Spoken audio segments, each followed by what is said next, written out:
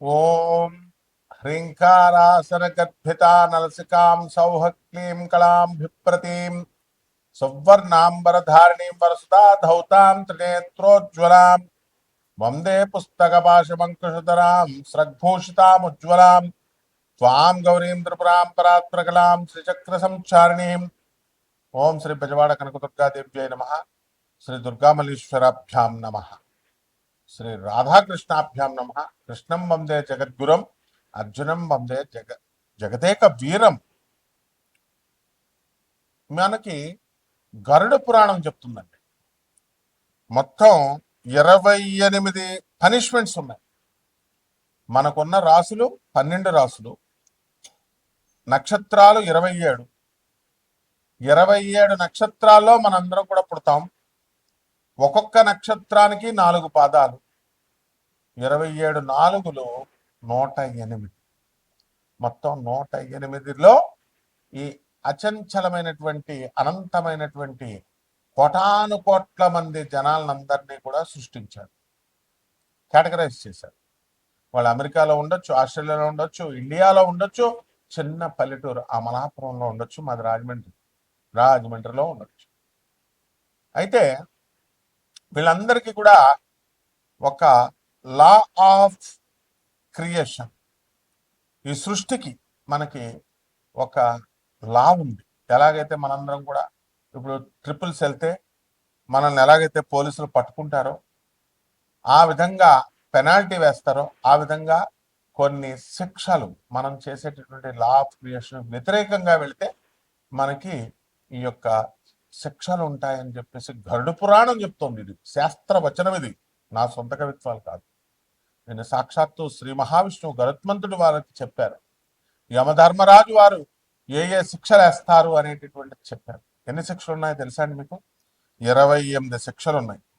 మనకి ఈ 28 పనిష్మెంట్ల్లో నేరం ఏమిటి, క్రైమ్ ఏమిటి, దానికి పనిష్మెంట్ ఏమిటి ఉంటుంది. సేమ్ మనం ఇక్కడ దొంగతనాలు ఇవి చేస్తే ఎలా అయితే జైల్లో పడేస్తారో, పోలీస్ ఇంట్రాగేషన్, తర్వాత కోర్టులు, తర్వాత జడ్జిమెంట్లు, తర్వాత కన్విక్షన్లు, ఇక్కడ కూడా అంతే అనమాట. ఈ యొక్క 28లో కీ పనిష్మెంట్స్ ఏముంటాయంటే అండి, చూడండి. ఫస్ట్ది క్రిమి భోజనం. క్రిమి భోజనం అనేటటువంటిది ఒక రకమైన శిక్ష.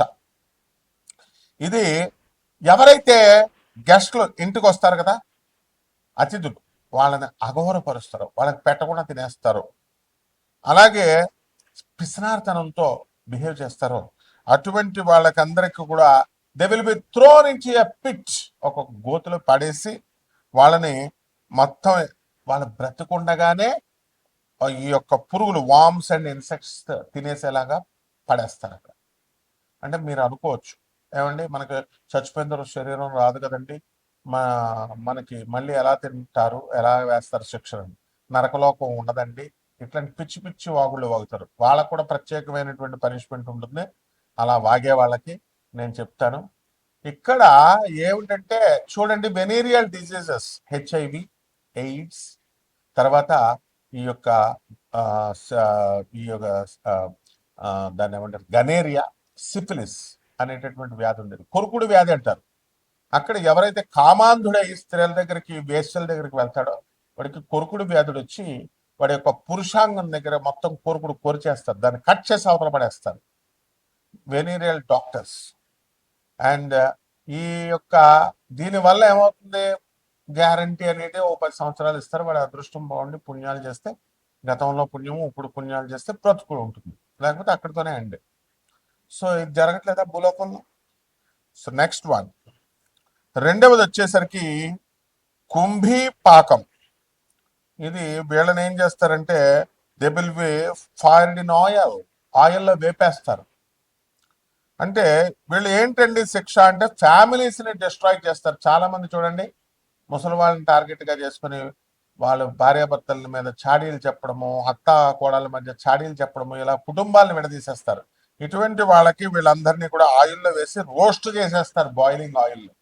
ఇది జరగట్లేదంటే వైన్ షాపుల పక్కకి వెళ్ళండి, చేపల నాటిని చూడండి, చికెన్లు మీరు తింటా ఉంటారు కదా, రోస్టింగ్ చేసేస్తారనమాట ఫిష్ని, వాటిని. అంటే ఆ జన్మనిచ్చి ఎలాగైతే భూలోకంలో ఉంటుందో అక్కడ నరకలోకంలో ఉంటుంది. కాబట్టి నరకం లేదండి ఇది అవన్నీ సొల్లు కబుర్లు చెప్పొద్దు. అలాగే ఎవరైతే తంసీస్ తమిశ్రం తమిశ్రం అనేటటువంటిది అంటే డార్క్నెస్, చీకట్లో, అంధకారంలో పడేస్తారు. వీళ్ళు ఎవరంటే మోసగాళ్ళు, బిట్రేయర్స్. ఎవరైతే మోసాలు చేస్తారో నమ్మినటువంటి వాళ్ళని, ఎవరైతే పుస్టీల థైడ్ విప్డ్ రెలెంట్లెస్లీ, ఎవరైతే దొంగతనాలు ఇవన్నీ కూడా మోసాలు, ముఖ్యంగా మోసాలు చేసేటటువంటి వాళ్ళని ఈ యొక్క తమిశ్రంలో చేస్తారు. అలాగే ఇంకొక శుచి ముఖం, శుచిముఖం అనేటటువంటి శిక్ష ఉంటుంది. దీన్ని నీడిల్ మౌత్ అంటారు. అంటే గుండుసూదులతో గుచ్చేస్తారనమాట. ఇక్కడ ఎవరైతే ఇతరుల యొక్క ధనాన్ని దొంగిలించి ఫ్రాడ్, మోసాలు, ఇప్పుడు చూడండి 200 కోట్లు, 300 కోట్లు, 1000 కోట్లు, విజయ్ మాలవ్య కొన్ని లక్షల కోట్లు, ఇట్లా ఇవన్నీ వింటూ ఉంటాం కదా మనం. అలాంటి వాళ్ళందరినీ, ఆ ఫ్రాడ్ వాళ్ళందరినీ కంటిన్యూస్లీ పిక్డ్ విత్ నీడిల్స్ గుచ్చి పడేస్తారు. మీకు డౌట్ రావచ్చు, పోలీస్ డిపార్ట్మెంట్లో 3rd డిగ్రీ ఉంటుంది. అది ఇంతకుముందు ఇంకా ఎక్కువ ఉండేది. ఇప్పుడు ఏంటంటే ఫ్రెండ్లీ పోలీసింగ్ వచ్చింది కాబట్టి అక్కడ సూదులతో గుచ్చేటి రకరకాల, వాళ్ళు మనుషులే కదా. అంటే నీకు ఆన్సర్ కావాలి. సినిమాల్లో చూస్తాం మనం, రియల్గా పోలీస్ కమిషనర్స్, డీజీపీలతో మేము police SI, CI, constables, ACP, డీసీపీలతో స్నేహం ఉంది కాబట్టి మేము చూసాం కాబట్టి మాకు తెలుసు అనమాట. ఈ వ్యాధులు మీరు ఏం కంగారు పడక్కలేదు, ఇలాంటి వ్యాధులు ఉంటాయి. నెక్స్ట్ వన్ శుచిముఖం అయిపోయింది. వాళ్ళని కంటిన్యూస్ గా ఒక శరీరాన్ని ఇస్తారు, ఇచ్చి అక్కడ గుచ్చు పడేస్తా ఉంటారు. ఇది ఒక రకమైన శిక్ష. ఇక ఇంకో రకమైన శిక్ష వైతరణి నది. ఈ వైతరణి నది ఏమండి ఎక్కడో నరకలోకంలో ఉందండి అంటారు. వెళ్ళండి, ఒరిస్సా దగ్గరికి వెళ్ళండి. జాజ్పూర్ అనేటటువంటి ఊరు ఉంటుంది. అక్కడ గిరిజాదేవి శక్తిపీఠం అనమాట. 108 శక్తిపీఠాల్లో 54 శక్తిపీఠాలు ఇలా మనకు ఉంటాయి. అష్టాదశ శక్తిపీఠాలే కాదు, అక్కడ గిరిజాదేవి ఉంటుంది. ఆ గిరిజా అమ్మవారు పార్వతీదేవి అవతారం. అక్కడ పక్కనే వైతరణి నది ప్రవహిస్తుంది. మనకి గంగా, యమున, గోదావరి అలాగో. అక్కడ ఆ నది ఏం చేస్తుందంటే అండి, ఈ యమభటులు తీసుకెళ్లేటటువంటి ఈ నదిలో మనకి బ్లడ్ ఉంటుంది. అది చెడు రక్తంతో కూడుకున్నటువంటిది. పస్ అంటే చీముతో కూడుకొని ఉంటుంది. అండ్ ఫిల్తీ లాంగ్వేజ్ అంటాం చూసారు, అంత అసహ్యకరంగా ఉంటుంది. వాటిల్లో నుంచి వీళ్ళు ఏం చేస్తారంటే మాన్స్ట్రస్ ఆక్వాటిక్ క్రీచర్స్ ఉంటాయి. అంటే తిమింగలాలు, ఈ యొక్క మనం షార్క్స్ ఇవన్నీ ఉంటాయండి, సముద్రంలో చూస్తాం కదా. అంతకంటే క్రొకడైల్స్, అంతకంటే భయంకరమైనటువంటి నీటి జీవాలు ఉంటాయి.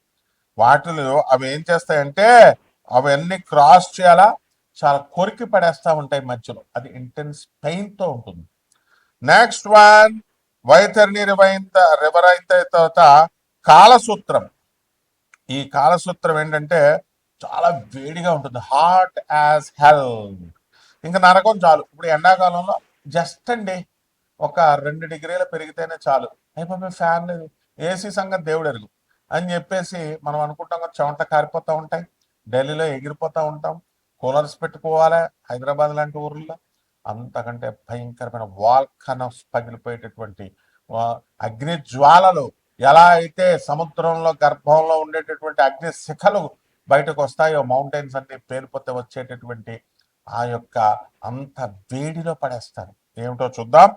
ఇదేంటంటే కాలసూత్రంలో టార్చర్ ఉంటుందండి. ఎవరైతే చాలా మంది తల్లిదండ్రుల్ని చాలా స్టైల్ గా ఈ ఓల్డ్ ఏజ్ హోమ్స్ లో పెట్టేస్తాం. భార్య మాట విని పిల్లలను మేము మా పిల్లల్ని పెంచుకోవాలా, మా భార్యని పెంచుకోవాలా, మా భార్యని చూసుకోవాలని తల్లిదండ్రులని, తర్వాత మన వంశంలో ఉన్నటువంటి పెద్దల్ని, వీళ్ళని మనం రెస్పెక్ట్ ఇవ్వం. వీళ్ళందరినీ తీసుకెళ్ళి ఇక్కడ ఆ యొక్క ఇన్వాల్వింగ్ ఎక్స్ట్రీమ్ హీట్ లో పడేస్తారు. అంతేకాదండి, చాలా మంది పండితులు ఏం చెప్పాలండి వీళ్ళు, అరే బాబు మీ నా బతుకున్నటువంటి తల్లిదండ్రులకు పెట్టండి రా నాయన తిండి, బతుకున్నటువంటి ఈ యొక్క మీ వంశంలో ఉన్న పెద్దలకు తిండి పెట్టండి రా అని చెప్పాలా. అది చెప్పకుండా గోకర్ణం వెళ్ళండి, అక్కడ పిండాలు పెట్టండి, కర్ణాటక పూజారులే చేయాలా. అలాగే ఈ యొక్క ఊరు ఉంది కదా మనకి అలంపురం జోగులాంబ, అక్కడ ఆ తర్వాత నాసిక్ త్రయంబకేశ్వరం పిండాలు పెట్టండి. పిండాలు పెడితే బతుకున్న వాళ్ళకి తిండి పెట్టమని చెప్పాలా. ఎవరైతే ప్రవచనకారులు, స్వామీజీలు, ఈ ముసుగులో ఉన్నటువంటి వాళ్ళంతా కూడా, పురోహితులు, వీళ్ళంతా కూడా పిండాలు పెట్టాలి, పిండాలు పెట్టాలి, పిండాలు పెట్టాలి, పితృదోషాలు పోతాయంటారు కదా. వీళ్ళకి కూడా ఇదే శిక్ష అనమాట. ఎందుకంటే బతికొన్నాళ్ళకి తిండి పెట్టాలా. మీ వంశంలో ఉన్నటువంటి ఇప్పుడు అట్లీస్ట్ అప్పుడు పెట్టలేకపోయారు, ఇప్పుడు ఉన్నటువంటి ముసలి వాళ్ళని చూడండి అని. సో ఇదొక రకం. తర్వాత అంధకూపం, ఇది డార్క్ గా ఉంటుందండి, చాలా డార్క్ గా ఉంటుంది. దీంట్లో ఎవరైతే అవసరాలలో ఉంటారో వాళ్ళకి మనం కోరికలు తీర్చకుండా వాళ్ళని ట్రాప్ చేసి మనము వాళ్ళకి అటువంటి వాళ్ళందరినీ కూడా డార్క్ వెళ్ళపడేసి స్నేక్ ఫిల్డ్ అందులో ఈ యొక్క పాములతో నిండిపోయినటువంటి నూతులో వేసేస్తారనమాట. సో అండమాన్ శిక్షలను ఉండేవి. బ్రిటిష్ వాళ్ళు పరిపాలించేటప్పుడు మేము బ్రిటిషర్ సంతానం దగ్గర చదివినటువంటి వాళ్ళం. డైరెక్ట్గా నా క్లాస్మేట్స్ నోయల్ రాబర్ట్స్, బ్రిడ్జెట్, ఇలాగా మేము మా టీచరే మిస్సెస్ మెనార్డ్, ఇలాంటి వాళ్ళందరి దగ్గర నేను పెరిగాను, బ్రిటిషర్ సంతానం వాళ్ళు. సో అప్పుడు అండమాన్ దీవుల్లో అక్కడ లెటర్ను వాళ్ళే అక్కడే ఒక బాక్స్ లో పెట్టేస్తారనమాట. వాడికి నిల్చోవడానికి కూడా ఉండదు ప్లేస్, వాడు ఒంగోడానికి కూడా అంతవరకు సరిపడేటటువంటి సినిమాల్లో చూపిస్తారు కదా, అలాగే అక్కడ నెంబర్ 1 నెంబర్ 2 అన్ని అక్కడే అనమాట. తిండి కూడా అక్కడే పెడతారు. ఇలా విధంగా అప్పుడు స్వాతంత్ర సమరయోధులనే కాకుండా అందరినీ అలా శిక్షించేవారు. సో అటువంటి ఈ యొక్క శిక్షలన్నీ కూడా ఉన్నాయి. ఇంకా అనేకమైనటువంటి శిక్షలు ఉన్నాయండి. ఈ శిక్షలన్నీ కూడా మొత్తం 28 రకాల శిక్షలు.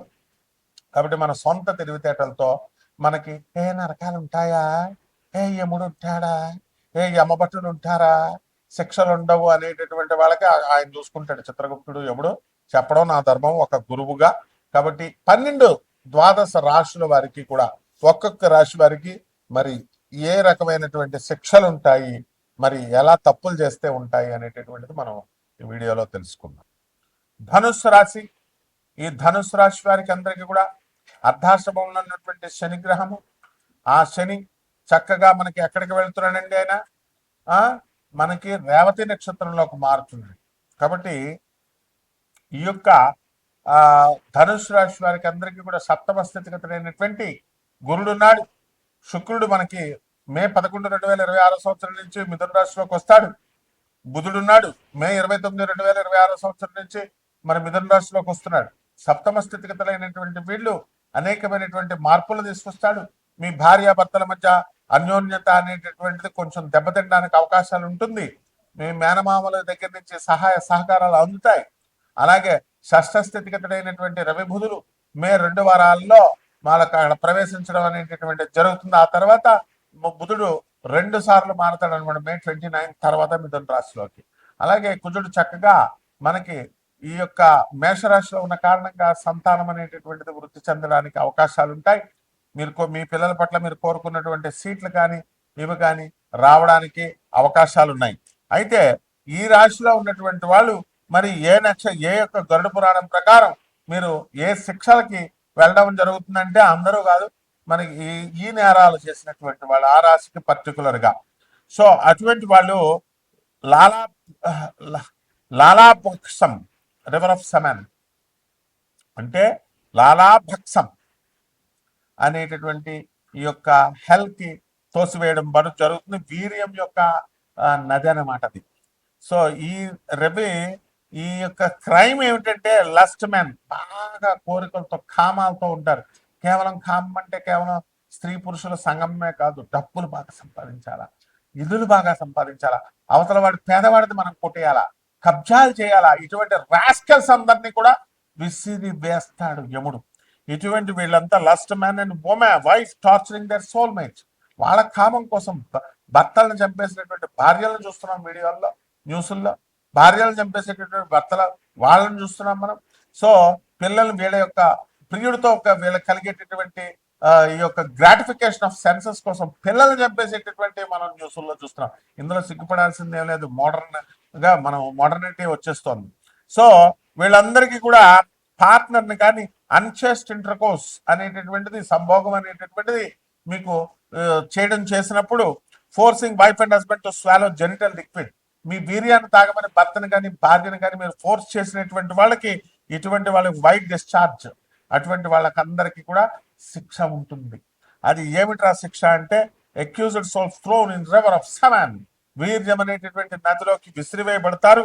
ఫీడింగ్ అపాన్ సెమెన్, ఆ సెమెన్ తాగరా అని చెప్పేసి alone until his period of punishment అయ్యేదాకా కూడా వీళ్ళని తాగమంటారు.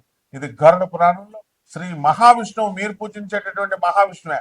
శాంతాకారం భుజగశయనం పద్మనాభం సురేశం విశ్వాకారం గగన సదృశం మేఘవర్ణం శుభాంగం లక్ష్మీకాంతం కమలనయం యోగి హృద్యానగమ్యం వందే విష్ణుం భావహరం సర్వలోకైకనాథం. విష్ణు శాసనం అది. ఆయన గరుత్మంతుడికి చెప్పాడు. ఆ గరుడ పురాణంలో యముడు విధించేటటువంటి శిక్ష ఇది. కాబట్టి అటువంటి దానికి అవకాశాలు ఉన్నాయి. కాబట్టి ఇలా లాస్ట్ఫుల్ గా ఉండకండి. And be royal. And again పేదవారికి, అనాథలకి, వికలాంగులకి, సాధువులకి చేసుకోండి, సహాయాలు చేసుకోండి. దీని నుంచి తప్పించుకోగలుగుతారు. అలాగే పరిహారాలు ఏమిటంటే, ఈ యొక్క అర్ధాష్టమ శని ఉన్నాడు కాబట్టి శని జపం చేయండి, శని స్తోత్రాలు చదవండి. శనికి కిలోం పావు నల్ల నువ్వుల్ని నల్లని వస్త్రాన్ని పేద బ్రాహ్మణులకి శనివారం నాడు ఉదయం 8 గంటలకి దానం చేసుకోండి. జమ్మి చెట్టుకి నీళ్లు పోయండి. ఓం శనేశ్వరాయ నమః అంటూ జపం చేసుకోండి. బ్రహ్మాండంగా ఉంటుంది. శుభమస్తు.